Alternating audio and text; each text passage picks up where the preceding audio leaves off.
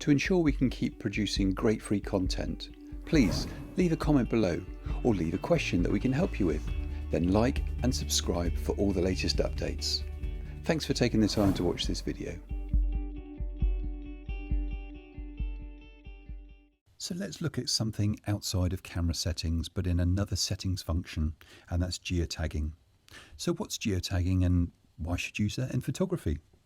Have you ever taken a photo and looked back and thought, where did I take that? Well, that's where geotagging comes in. Geotagging actually uses your GPS from your phone and embeds some metadata to actually put a description in of exactly the time, place and location of where that photo was taken. So you'll notice in your albums, if you have geotagging turned on, under people and places, one called places. If you tap on places, you will find that sometimes you may be in grid format at the top, and you'll also see where it says map.